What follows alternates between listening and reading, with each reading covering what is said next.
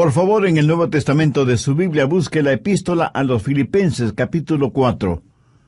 Hoy quiero compartir con usted algunos versículos que literalmente transformarán su manera de pensar, si usted así lo quiere. De hecho, esta es una especie de psicología divina que encontramos en la palabra de Dios, contenida en 5 pasos hacia la salud mental. Y es posible que usted los esté necesitando. A muchos de nosotros nos hace falta una fórmula espiritual para enfrentar la depresión, luchar contra la ira, saber qué hacer con los resentimientos, la autocomiseración, la preocupación y el miedo. Y los versículos que hoy voy a compartir con usted no son el producto de algún retórico profesor detrás de un escritorio que ha leído sobre el asunto, y eso lo transmite a los demás. Estas son las palabras que el apóstol Pablo las escribió estando en una cárcel romana, pero al leerlas da la impresión de que estuviera en un hotel de 5 estrellas. Uno hasta esperaría que él se despidiera diciendo, desearía que estén aquí. Estoy seguro que usted estará pensando, bueno, ¿y eso qué tiene que ver conmigo? Amigo, escúcheme. Hay más de una clase de prisión. Barras metálicas pueden hacer una prisión, pero hay otras cosas que forman prisiones y muchos de ustedes están viviendo en mazmorras de desesperación. Otros están encerrados tras murallas de resistencia y rebeldía. Hay unos cuantos más encadenados a circunstancias adversas con grilletes de miedo. Así que, ¿lo ve? Hay más de una clase de prisión. Y lo que Pablo dice aquí es tan increíblemente relevante que no podemos pasarlo por alto. Él sabía que no podía salir de esa cárcel romana y decidió, por así decirlo, remodelar el lugar, no en lo exterior, sino en lo interior. Por eso en Filipenses 4:11 dice, he aprendido a contentarme cualquiera que sea mi situación. Bien, ¿cuáles son esos 5 principios que encontramos en esta porción de las Escrituras? Creo que será bueno leer los versículos pertinentes y luego los estudiaremos uno por uno. Empecemos a leer en el verso 4. Regocijaos en el Señor siempre. Otra vez digo, regocijaos. Vuestra gentileza sea conocida de todos los hombres. El Señor está cerca. Por nada estéis afanosos, sino sean conocidas vuestras peticiones delante de Dios en toda oración y ruego, con acción de gracias. Y la paz de Dios, que sobrepasa todo entendimiento, guardará vuestros corazones y vuestros pensamientos en Cristo Jesús. Por lo demás, hermanos, todo lo que es verdadero, todo lo honesto, todo lo justo, todo lo puro, todo lo amable, todo lo que es de buen nombre, si hay virtud alguna, si hay algo digno de alabanza, en esto pensad. Lo que aprendisteis y recibisteis y visteis en mí, esto haced. Y el Dios de paz estará con vosotros. Bien, comencemos a estudiar esos 5 pasos. Primer paso, aprenda a regocijarse en la presencia del Señor. Específicamente, veamos los versos 4 y 5. Regocijaos en el Señor siempre. Otra vez digo, regocijaos. Vuestra gentileza sea conocida de todos los hombres. El Señor está cerca. No debemos olvidar el motivo por el cual Pablo estaba preso, por predicar el Evangelio del Señor Jesucristo. Pero en esa cárcel no estaba solo. Sabía que Jesús estaba con él. Por eso dice esas extraordinarias palabras, regocijaos en el Señor siempre, el Señor está cerca. Por favor, note que Pablo no está haciendo referencia a la profetizada segunda venida de Jesucristo a la tierra. Está diciendo que el Señor estaba ahí con él en esa prisión y por eso se regocijaba en el Señor. Y esto es algo extraordinario que todos debemos aprender, sin que importe en dónde estemos, o cuán oscura parezca la noche, o cuán lleno de obstáculos esté el camino, o cuán grande sea el problema. Jesucristo está con nosotros, siempre presente. Jesús mismo dijo, no te desampararé ni te dejaré. Y de lo que es mi experiencia personal, Él nunca ha dejado de cumplir sus promesas. Confiar en el Señor es la única manera de entender esa, de otra manera, ilógica declaración de Pablo: regocijaos en el Señor siempre. Ahora quiero que entienda lo siguiente en forma muy clara: usted no se regocija en las circunstancias. ¿Cómo puede regocijarse si está en la cárcel y su compañero de celda es un hombre totalmente depravado, y el calabozo es frío, húmedo, maloliente, infestado con ratas? No, usted no puede regocijarse en esas circunstancias. Usted se regocija en la realidad de que nada puede separarle del amor de Dios que es en Cristo Jesús. El apóstol Pablo, cuando escribió a los creyentes en Roma, les dijo: ¿quién nos separará del amor de Cristo? ¿Tribulación, o angustia, o persecución, o hambre, o desnudez, o peligro, o espada? Como está escrito: por causa de ti somos muertos todo el tiempo. Somos contados como ovejas de matadero. Antes, en todas estas cosas, somos más que vencedores por medio de aquel que nos amó. Por lo cual estoy seguro que ni la muerte, ni la vida, ni ángeles, ni principados, ni potestades, ni lo presente, ni lo porvenir, ni lo alto, ni lo profundo, ni ninguna otra cosa creada nos podrá separar del amor de Dios que es en Cristo Jesús, Señor nuestro. Nuestro gozo en el Señor debe ser continuo, no esporádico. Por eso Pablo dice: regocijaos en el Señor siempre. Y eso literalmente significa todo el tiempo, cada día, cada semana, cada mes, cada año, cada segundo. Y no debido a las circunstancias, sino a pesar de las circunstancias.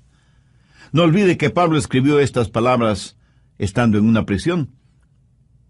El gozo en el Señor debe ser como un termostato, no como un termómetro.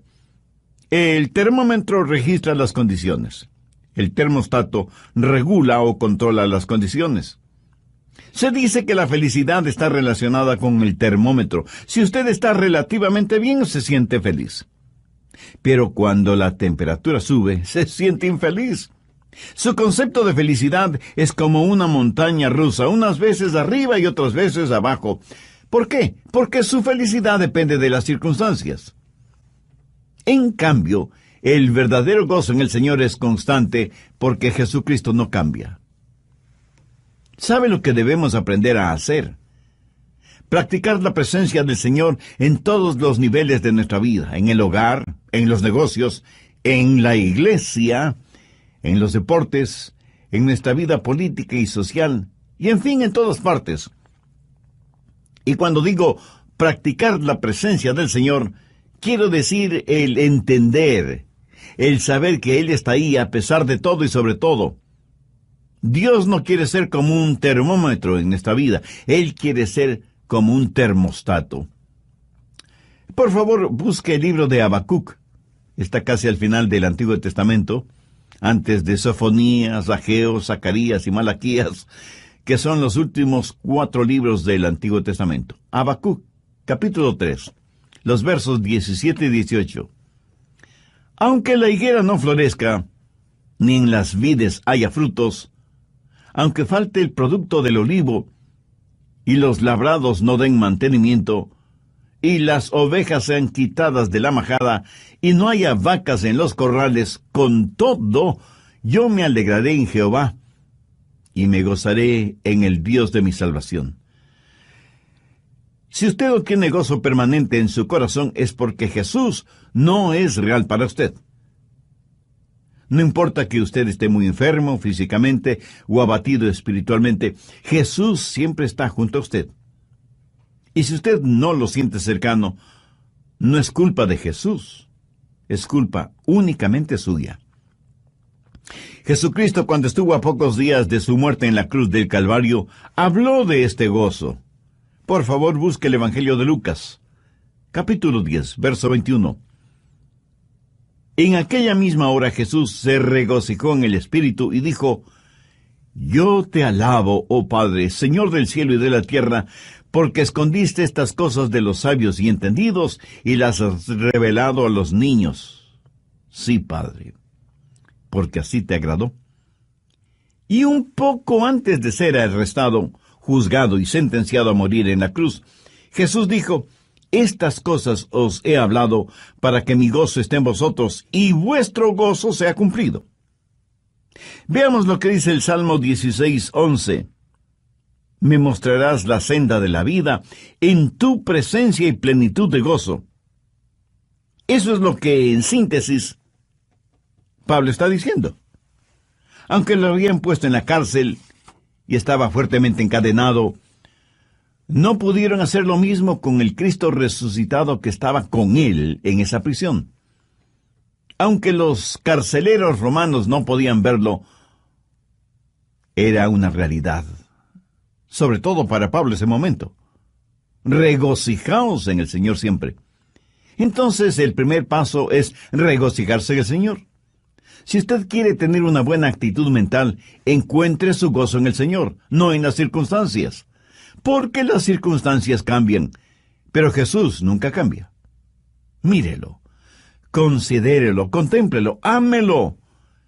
Encuentre su gozo en Él. Segundo paso, confíe en el poder del Señor. No solo que debe regocijarse en la presencia del Señor porque Él está junto a usted, sino que debe confiar, debe depender del poder del Señor. En el verso 6, Pablo dice: por nada estéis afanosos, si no sean conocidas vuestras peticiones delante de Dios en toda oración y ruego con acción de gracias. Ahora, ¿qué quiere decir el apóstol? Que si usted tiene un problema, debe contárselo a Dios. Y ya sé que algunos de ustedes inmediatamente me estará diciendo: pero pastor, si es verdad que Dios lo sabe todo, ¿por qué debo contarle mi problema? Mi amigo, usted le cuenta sus problemas a Dios para beneficio suyo, no de Dios. Cuando usted le cuenta su problema, está demostrando que depende del poder de Dios para solucionarlo, y no de su propia sabiduría o fortaleza.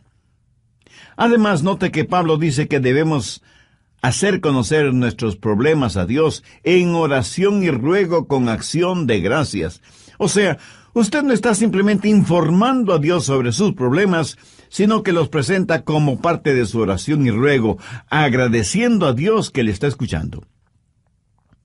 No viva extremadamente preocupado por nada.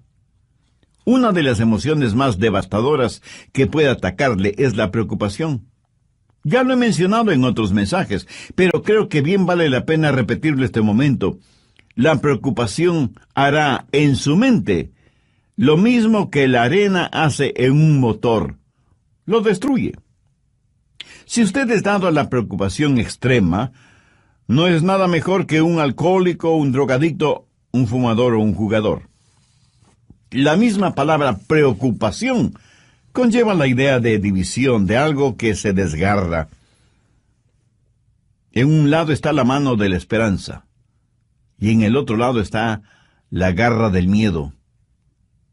Y usted, estando en la mitad, prácticamente se desgarra entre la esperanza y el miedo.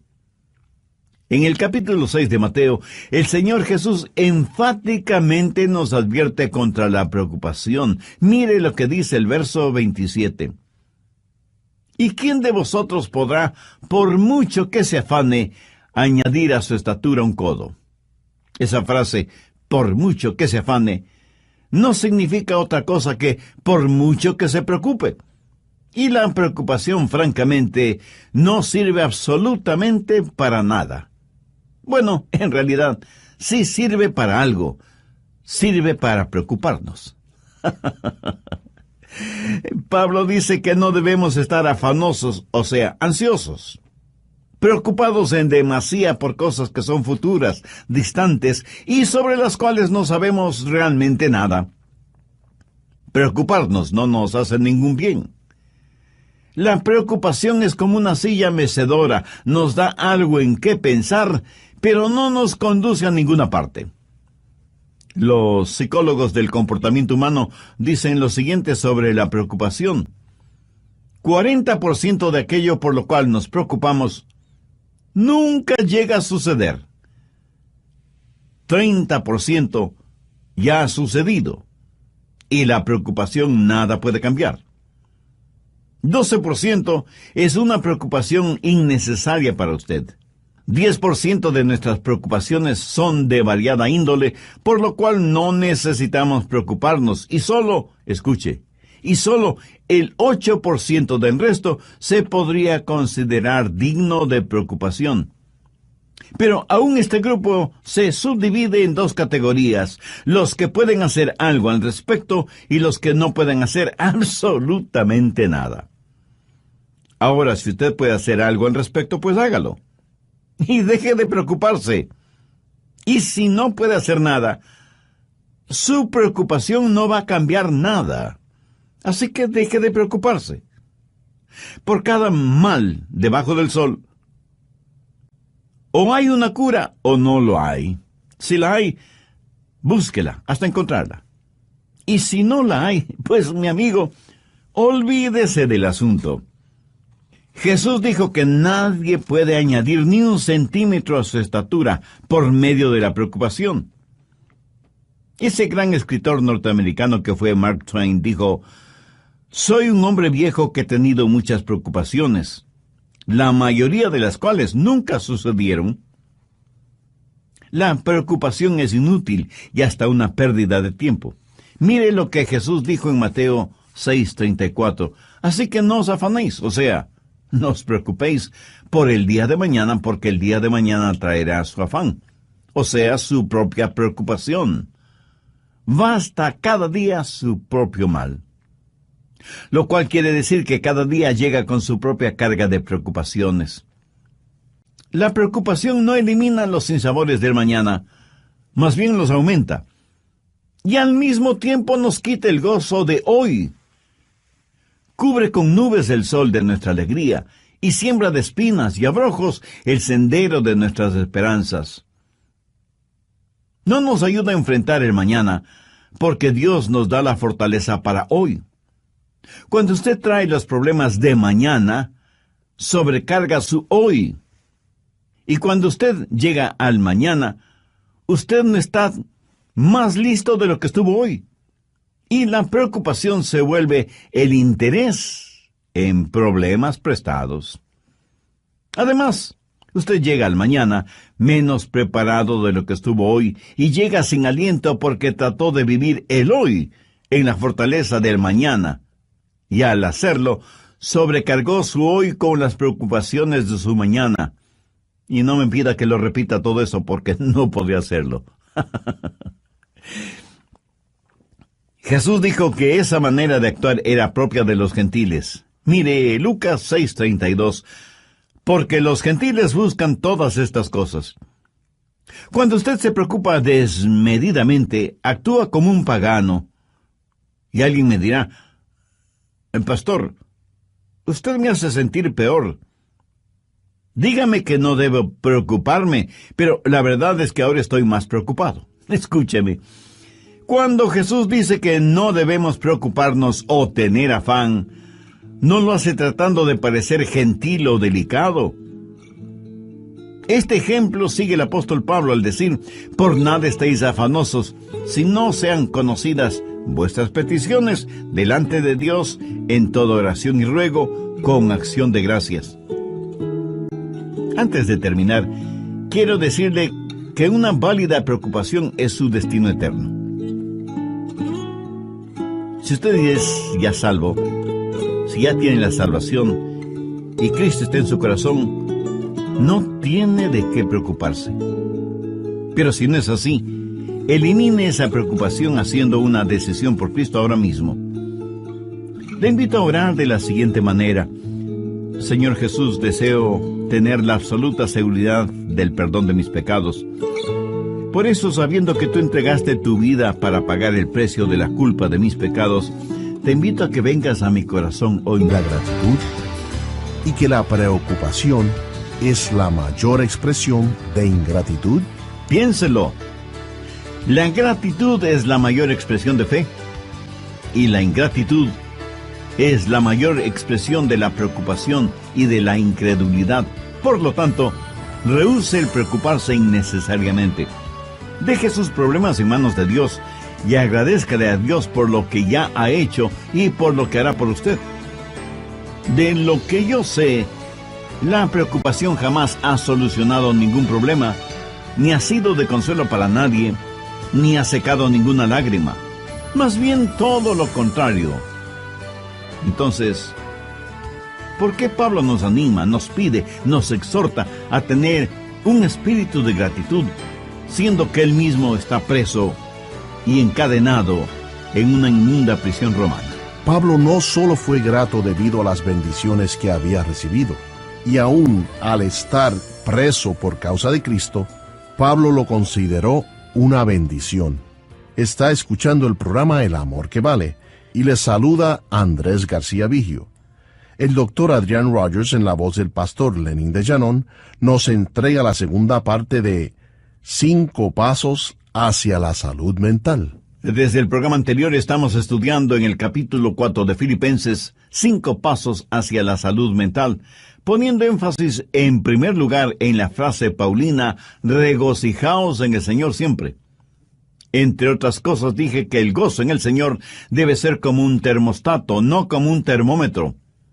El termómetro registra las condiciones. El termostato regula o controla las condiciones. Se dice que la felicidad está relacionada con el termómetro. Si usted está relativamente bien, se siente feliz. Pero cuando la temperatura sube, pues se siente infeliz. Su concepto de felicidad es como una montaña rusa, unas veces arriba y otras veces abajo. Su felicidad depende de las circunstancias. En cambio, el verdadero gozo en el Señor es constante, porque Jesucristo no cambia. Bien, vamos a continuar con el material para hoy. Aunque no debemos preocuparnos excesivamente por nada, debemos orar fervientemente por todo. Y no faltará quien esté pensando ahora mismo, Pastor Rogers, ¿qué sabe usted de eso? Seguramente nunca ha tenido problemas ni preocupaciones. Mi amigo, permítame decirle lo siguiente. Si pudiera poner sus problemas en un montón y mis problemas en otro montón, y le diera a escoger qué montón quisiera usted tener, le aseguro que sin ninguna duda usted escogería su propio montón. Espero que me haya entendido. Y permítame decirle algo más. Esto de por nada estéis afanosos si no sean conocidas vuestras peticiones delante de Dios, no lo escribí yo, sino el apóstol Pablo, por inspiración divina. Así que la cura, el remedio para los afanes y preocupaciones, es sencillamente el orar a Dios, que está junto a usted, y que nunca le dejará. Oración que le dará poder, provisión y paz. En una revista encontré el siguiente pequeño artículo y dice: me encontré con Dios en la mañana cuando comenzaba el día, cuando su gloria llegaba hasta mi pecho con la salida del sol. Durante todo el día su presencia estuvo conmigo y juntos navegamos en mares tranquilos y tumultuosos. Otros barcos fueron azotados y barridos por la tormenta, pero los mismos vientos que ellos enfrentaron se transformaron en suave brisa frente a nuestro barco, porque Él estaba conmigo. Y pensé en otras mañanas, con gran remordimiento, cuando aflojé las amarras y me alejé de su presencia. Así que creo que conozco el secreto aprendido en el sendero de los problemas. Hay que buscar a Dios en la mañana, si queremos que Él esté con nosotros durante todo el día. Abra la puerta de cada mañana con oración. Si algo es lo suficientemente grande como para preocuparle a usted, también es lo suficientemente grande delante de Dios, y Él le ayudará. Mi amigo, no piense que hay cosas demasiado pequeñas o insignificantes como para dárselas o decírselas a Dios. Ore a Dios por todo y en todo tiempo.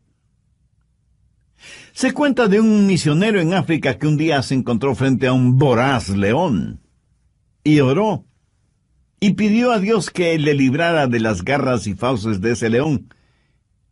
Y Dios así lo hizo. Esa noche, en su casa, él trató de dormir, pero un mosquito lo mantuvo despierto toda la noche.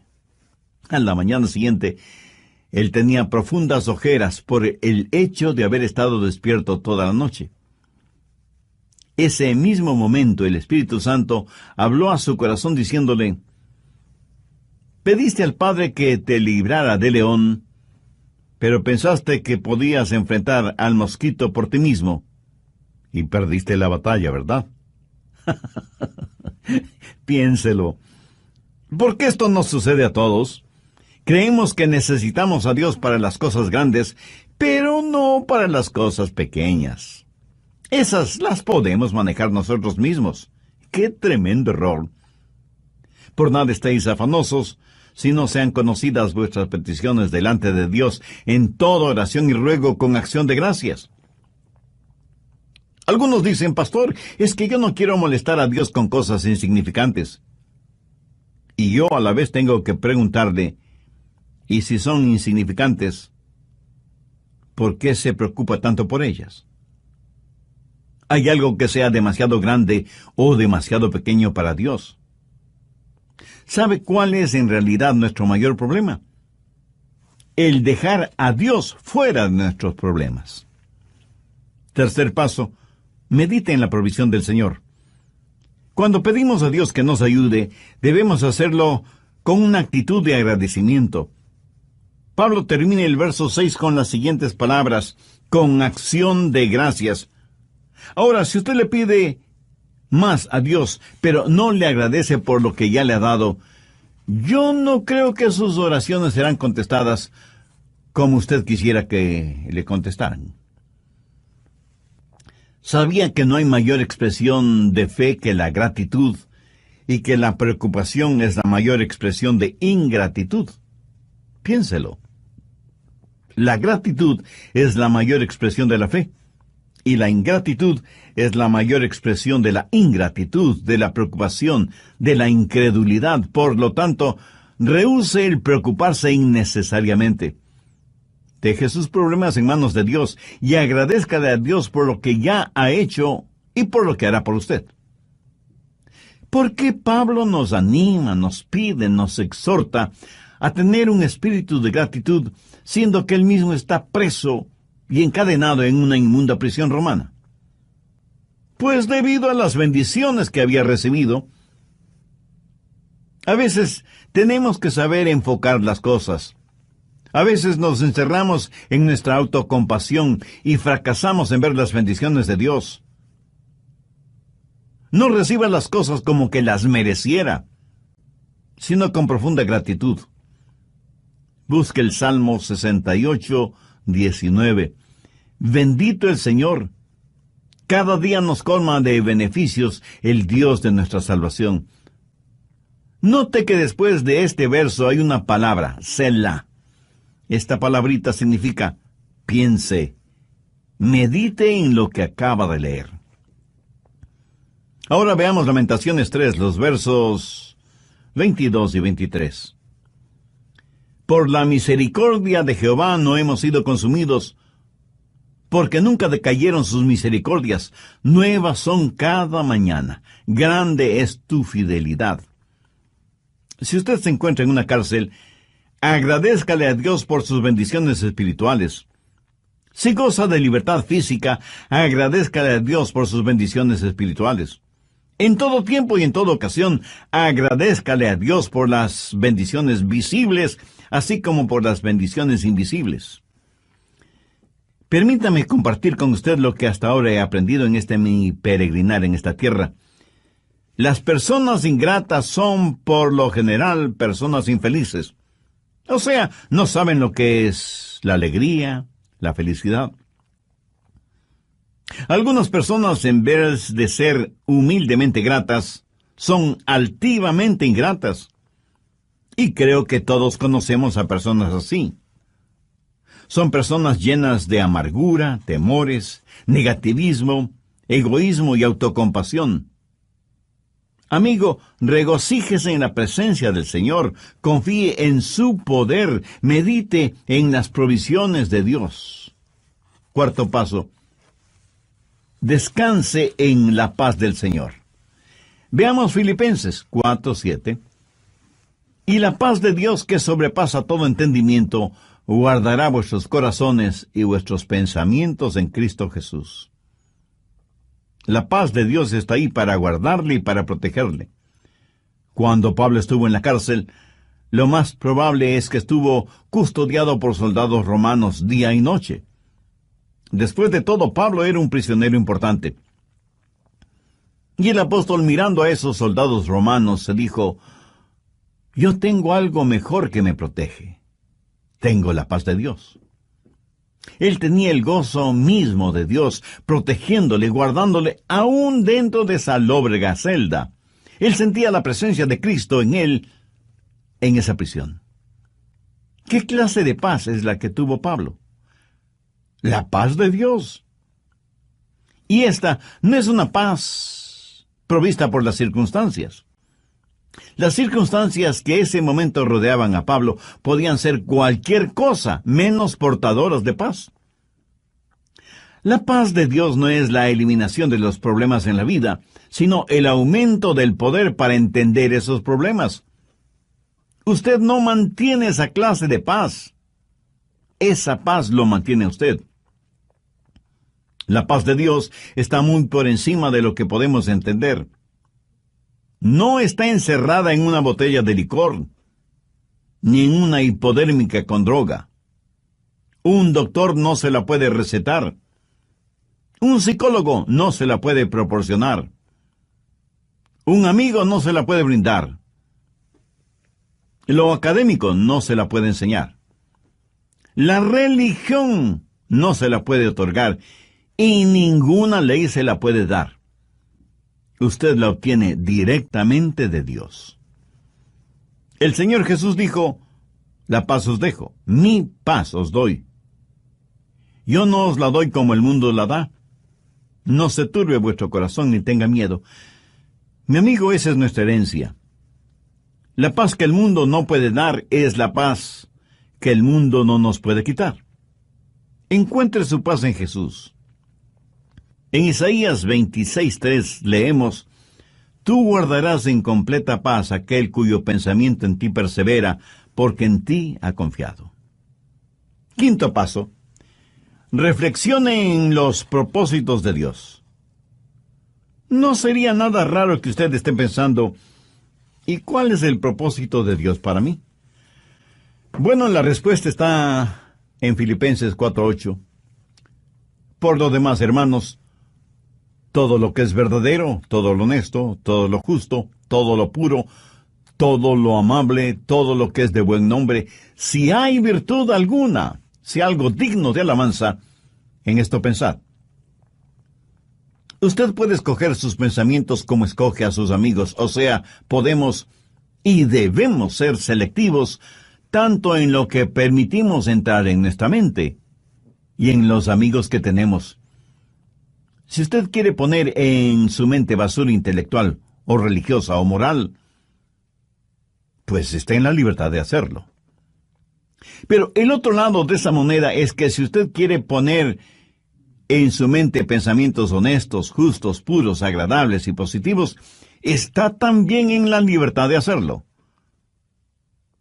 ¿Cómo puede pensar en todo lo que Pablo dice en el verso 8? ¿Cómo puede dejar de pensar en las cosas incorrectas? Pues pensando en las cosas correctas. Sencillo, ¿no le parece? Ya lo he dicho varias veces que Dios nos ha hecho en tal forma que es imposible que tengamos dos pensamientos diferentes al mismo tiempo en nuestra mente. Así que, si está pensando lo que debe estar pensando, no tendrá tiempo para estar pensando en lo que no debe estar pensando. Mi amigo, ese es el mejor remedio para los malos pensamientos. Si usted está pensando en las cosas correctas, le aseguro que le será imposible pensar en las cosas incorrectas al mismo tiempo. Ahora, Pablo no está hablando acerca de hechos, sino acerca de la verdad, de la honestidad, de las cosas que son puras, que no son torcidas. No se solace mirando pornografía y toda clase de cosas impuras, lujuriosas, sexuales. Dios es un Dios que nos ha creado con la capacidad para apreciar la pureza, la belleza. Es increíble que la gente puede estar rodeada de cosas hermosas, pero no las ven. Y si las ven, no las aprecian. Escuché de un pequeño niño y de un anciano pastor que estaban contemplando el Gran Cañón del Colorado en los Estados Unidos. De paso, debo decir que esta impresionante formación rocosa es una de las maravillas naturales del mundo. El anciano pastor describió a su esposa y le dijo: «Hoy he visto la mano creadora de Dios. He visto la paleta de colores de Dios y cómo sus dedos han esculpido semejante maravilla». Y con expresiones semejantes, describió para su esposa la impresión de haber visto el Gran Cañón. Mientras tanto, el pequeño niño le escribió a su mamá y simplemente le dijo: «¿Sabes qué, mamá? Hoy escupí en el Gran Cañón y mi saliva viajó casi 2 kilómetros hacia abajo». ¿Lo ve? Usted puede estar rodeado de belleza y no verla. Pablo dice: «Todo lo que es de buen nombre». ¿Sabe usted que se puede acostumbrar a tener un mal nombre, pero asimismo sabe que puede tener un buen nombre? Escúcheme. Aunque la epístola a los Filipenses fue escrita en una prisión, no huele a cárcel, huele a cielo. Uno casi siente el deseo de haber estado con Pablo en esa prisión. En el verso 11, él prácticamente dice: «Hermanos, no sientan pena por mí». ¿Por qué? Porque he aprendido a contentarme cualquiera que sea mi situación. Y nos asegura que si nosotros procedemos de la misma manera, tendremos la paz de Dios en nuestro corazón. Esta experiencia en su vida le dio a Pablo la autoridad para decir lo que dice en el verso 9: «Lo que aprendisteis y recibisteis y oísteis y visteis en mí, esto haced, y el Dios de paz estará con vosotros». Mi amiga, mi amigo, si usted sigue estos 5 pasos, o sea, los efectiviza, los hace realidad en su vida, usted tendrá la clase de salud mental y la actitud que un genuino creyente debe tener. Pídale a Dios que le ayude a entender que Él siempre está cerca. Pídale que le ayude a regocijarse en el Señor a pesar de las circunstancias. Ponga en las manos de Dios sus problemas y permita que Él le proteja y le cuide, porque Él así quiere hacerlo. Y todos debemos pedir a Dios que nos ayude a controlar nuestros pensamientos, a tener discernimiento para permitir que solo buenos pensamientos penetren en nuestra mente y en nuestro corazón, y que su paz, que sobrepasa todo entendimiento humano, nos guarde y proteja, y que siempre nos gocemos en la guía de su Santo Espíritu. Si usted aún no conoce a Cristo como su Salvador, sabe que uno de los pensamientos más sublimes que puede tener y hacer realidad es precisamente el tener a Cristo como su Salvador. Si usted desea hacer esa decisión espiritual ahora mismo, le invito para que diga la siguiente oración conmigo. Pero ore con fe, con sinceridad, con convicción. Diga: «Eterno Dios, quiero agradecerte porque me has hablado por medio de este mensaje, poniendo orden mental en mis desordenados pensamientos. Reconozco que más he pensado en las cosas del mundo que en ti, pero sé que soy pecador, y si no busco tu gracia y misericordia, estaré perdido para siempre. Señor Jesús, confieso que no entiendo la inmensidad de tu amor, pero sí sé que me amas, tanto que diste tu propia vida en la cruz para pagar por la culpa de mis pecados. Gracias por amarme así. Ahora mismo te invito a que vengas a morar en mi corazón y seas mi Salvador y mi Señor. Te entrego el control total de mi vida y pido tu ayuda para que pueda ser la clase de persona que tú quieres que sea. Hazme un testigo firme y fuerte, sin que me avergüence de ti o de tu palabra, a pesar de las circunstancias o de las consecuencias. Y porque tú moriste por mí, yo quiero vivir para ti hasta que cuando me llames a tu presencia. Lo pido en tu santo nombre. Amén.